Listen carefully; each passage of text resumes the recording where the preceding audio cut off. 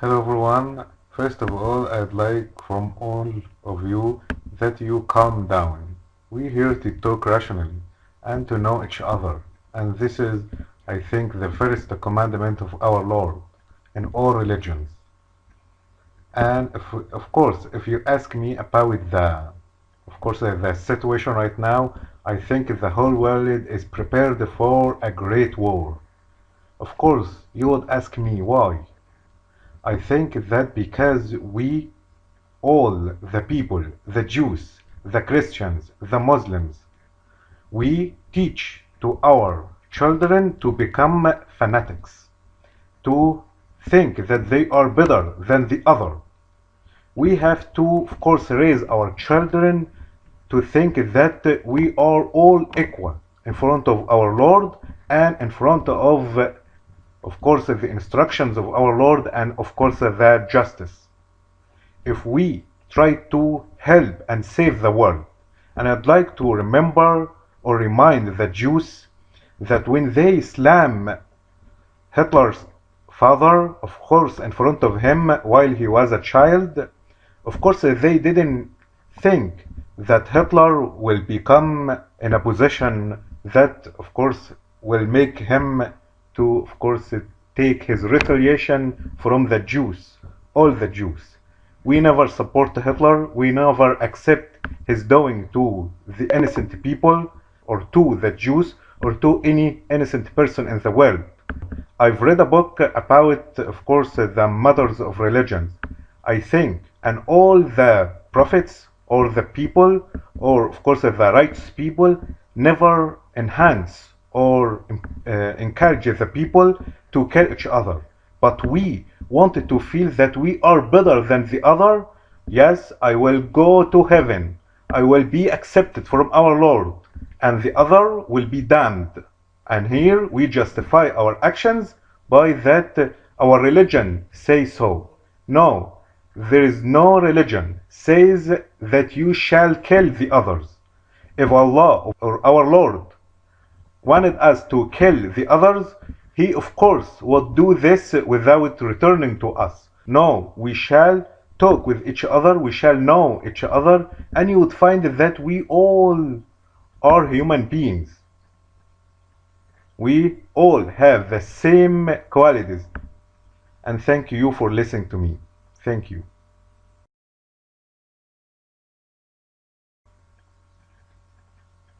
Hello again. I was talking about that we shall try, of course, to teach to our children that they are equal to each other in the world. We shall learn, and of course, we shall teach to our children that we are all equal. The problem here from of course, Israel or the Israelites, that they believe that they wanted to establish a Jew state. Of course, this is the heart of racism. We will not live like this, the whole world. You said that I know for sure. No, we all assume, but we shall search or seek for the morality. Do you think that some people, the Jews, the Muslims, the Buddhists, any group of people shall live better than the other, and this will be a just world? We shall think by another way, how to become like one world. In our Quran, our Lord said that let's agree on that there is no deity other than our Lord, our Creator, and let's treat each other fairly. This is my message to you, and thank you.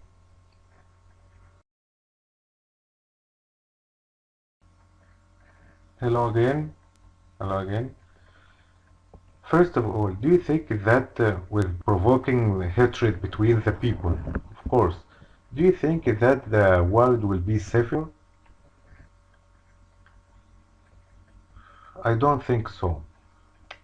Now you want to, of course, negotiate our verses. And I said to you that you misunderstand our religion. Like, of course, ISIS. If any person would, of course, would like to study our religion, first of all, you shall understand that the Arabic language is the most difficult language in the whole world. And you have to understand the context of the verse. If I bring you a verse from the Bible or from the... Wait, just a minute. Just one moment. Hello again. I'd like to explain my point of view. If I bring a verse to you from any religion, you would misunderstand them or it. But you would ask me to study it very well and to understand the context. You said to me, why Allah, of course, has chosen, of course, the Arabic language. Because the Arabic language is the richest language in the world. And Allah knows for sure that it will be preserved. Of course, not like the Latin language or the, of course... Wait, excuse me. The richest language, and that's rich, he calls it. Hello again. I'd like to answer your question. How come our language is the richest language? We have 1 million categories of the words. Each category, of course, has a lot of words. If I ask you, give me another name to the lion, you would say, we don't have any other name to the lion. We have 7 or more than 7 in Arabic language. I can recite them to you. Lion, not lion, lion. We have more than 7 names to only the lion, of course. So you would know that our language is very rich. This is the first one. You would to tackle down, of course, into our verses that Allah or our Lord said to us, we shall fight. But you always ignore, we shall fight who? We shall fight the tyrants in the world. Of course, we shall fight, of course, the tyrants. Do you think that the Persians and, of course, the Byzantines around our Prophet Stop lying, Muhammad you little shit. It says, peaceful fight people? those who do not believe.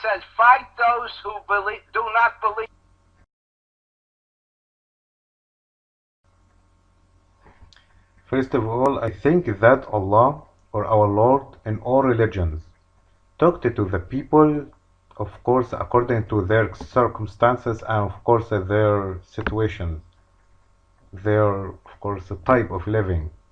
Allah or our Lord never said to, of course, any people the, of course, the coming or what will happen in the coming or the incoming days, of course, because they will become more disbeliever, because they, of course, maybe never imagine.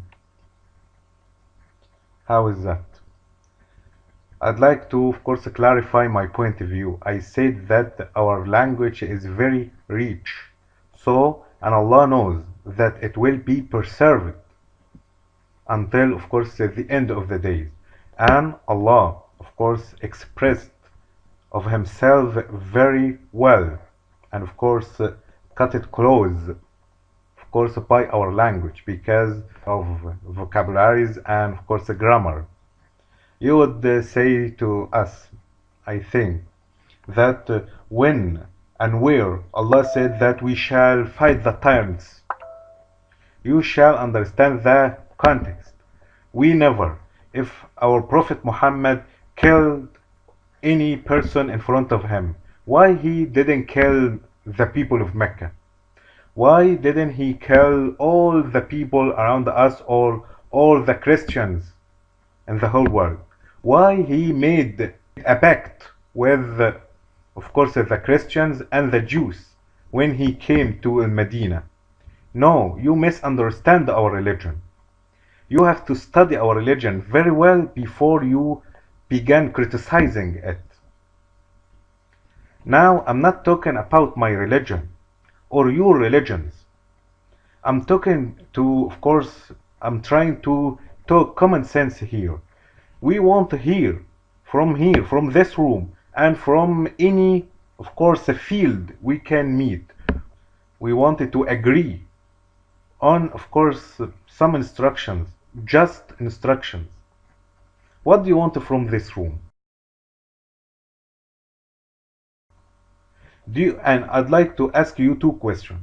I hope that you answer me fairly and frankly.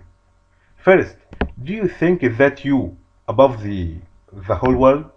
Do you think that you, as a Jew, as a Christian, as a Buddhist, do you think that, or as a Muslim even, do you think that you are better than the other and you will enter heaven, of course, directly, even without the permission of our Lord?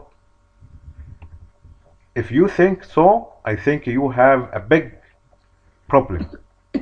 The second thing, we here not to talk about our religions. We here to build something.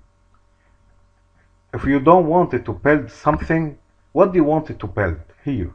You think that you will provoke hatred against Islam and then we will leave our religion.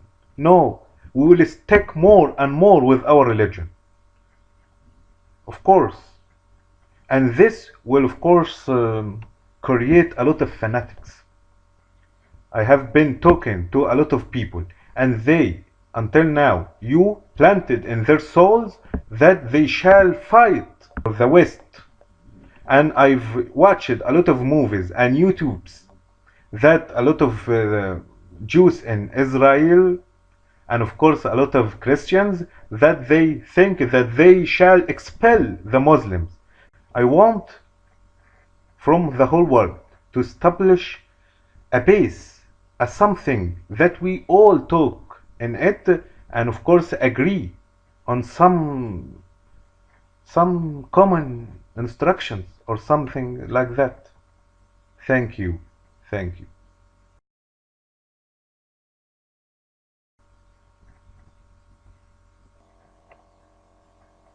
Hello. I will talk for the last time. I'm sorry. Jesus Christ, Moses, and our Prophet Muhammad never ordered their people to kill the others or innocent people. I think that the followers tend to feel that they are distinguished. So they, when of course they accepted the religions or something like that, they try to or feel that they are better than the others